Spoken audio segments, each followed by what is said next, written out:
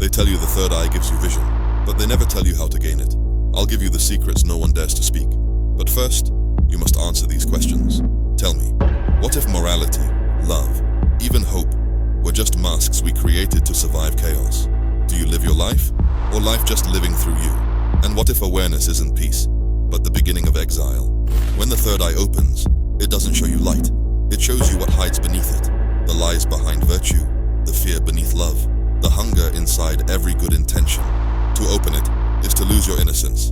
It's to watch the mask of humanity crack, slowly, beautifully, and horrifically, until you see the machinery of human nature moving underneath. Stick till the end, because I will give you the secret ways to open the third eye and how you can use it to your advantage, because once you see it, you can never close your eyes again. Florence, 1512. A man of the Republic, betrayed by the very hands he served, dragged into a fortress cell, tortured, until silence became his only companion. His name, Niccolò Machiavelli. When they cast him out, they thought they'd broken him, but exile has a way of sharpening the mind. In the stillness of his small country home, his thoughts turned dark, surgical. Every night, he lit a single candle, put on his court robes, and entered what he called the courts of the dead. Something inside him awakened. He began to see a pattern, invisible yet everywhere, that men speak of virtue, but move by fear, that faith is a theater, and morality, a script written by the weak to restrain the strong. He realized the truth was never what ruled the world, but illusion did. A beautiful lie, told with conviction, could bend entire nations, and those who mastered that lie became gods among men. It was in that cold illumination that the prince was born, not as a book of evil, but of vision. A vision too clear for the Republic. They called him a demon, because he saw too much. But he was not preaching darkness. He was describing the machinery hidden beneath light. Machiavelli's awakening was not mystical.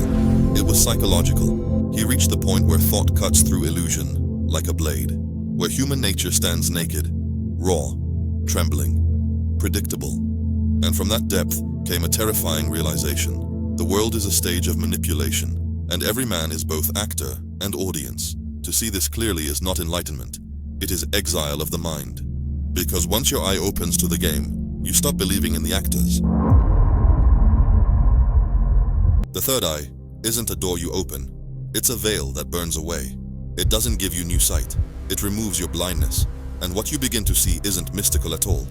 It's painfully, brutally human. You start noticing what people don't say, how smiles stretch too long, how kindness hides calculation, how every truth trembles beneath a motive. It is not the universe that reveals itself. It's the structure of the human mind. You begin to see thoughts as shapes, intentions as shadows cast before words are spoken. You feel the pulse of desire beneath politeness, and the tremor of fear behind every mask of confidence. At first, this vision feels divine. You believe you've awakened into wisdom, but soon, it becomes unbearable, because you realize how much of life depends on illusion, how society itself is held together by gentle lies, the ones that make us kind, in a weak way, hopeful for only tomorrow will be better, and civil just enough to never question. When the eye opens, those lies become transparent. You see manipulation not as evil, but as instinct. You see love as a negotiation of fears. You see morality as a survival mechanism, and the self as a collection of masks you once called you. In truth, the third eye is not on your forehead. It is in your awareness, the observer behind the mind, the silent witness that watches thoughts, emotions, and impulses without being consumed by them. When that awareness awakens, you no longer believe your thoughts. You see them. You see how belief itself shapes reality, how identity is just a story told long enough to feel real. You stop reacting. You start observing. And that's when the distance begins, because awakening isolates. You no longer belong fully to the game. People sense it. They can feel your stillness.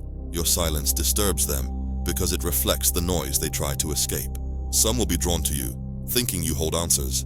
Others will resent you, fearing the reflection you cast. Because awareness has gravity, it pulls hidden things to the surface, and the more awake you become, the harder it is for others to lie in your presence, even to themselves. To live with an open eye is to walk between worlds, between illusion and understanding. You can still play the game, but you can no longer believe the script. You begin to speak less, because every word feels heavier than before. And yet, beneath that heaviness, something grows. A quiet compassion, not born from pity, but from clarity. Because you see that no one truly knows what they're doing. We're all just blind stars, trying to remember the light. That is the paradox of the third eye. It takes away comfort, but gives you sight. It burns your illusions, but leaves you free. Not holy, not divine, just awake. And once you see without filters, the world stops being beautiful or ugly. It just becomes true. And now the 6 secret ways to open the eye, and how to turn awareness into power. They tell you the third eye opens with meditation, stillness, light. But that's not the truth. It opens through pressure, through seeing what others refuse to see, through learning how to look at darkness and not blink. The eye isn't a gift, it's a weapon. And if you learn to wield it, reality bends quietly in your favor. 1. The quiet scalpel. Silence is not emptiness, it's dissection. When the mind goes quiet, patterns start speaking. Every thought, every movement, every lie becomes audible. Ask yourself, when was the last time you truly listened without wanting to speak? Without needing to be seen? Most people drown in their own noise. But when you master silence, you see what others can't. Who's pretending? Who's afraid? Who's weak? How to use it to your advantage. Pause before answering. Watch their discomfort grow. The longer you wait, the more truth leaks out. Because silence is a mirror, and most people can't stand their own reflection. 2. The gaze edge vision is not just seeing, it's piercing. The awakened eye doesn't look at people, it looks through them. It reads the flicker behind the smile, the tremor under confidence. Ask yourself, how many truths hide behind casual words? How many lies do you forgive because you want to believe them? But how to use your gaze as a weapon, not with aggression, with awareness. When you truly observe someone, they feel naked. And the moment they feel seen, they give you control. 3. The doubler. Belief is the strongest drug in the world, but the awakened mind never overdoses. What if every belief you hold is a cage? What if every certainty you defend is just fear wearing logic's mask? The eye teaches you to doubt, not to destroy, but to adapt. Use this to your advantage. When others argue, you study. When they defend their truth, you reshape yours. Because in a world built on conviction, flexibility becomes power. 4. The fear mirror. You think you're afraid of pain, but what if fear is just a compass, pointing exactly where you need to go? Most people run, but you watch.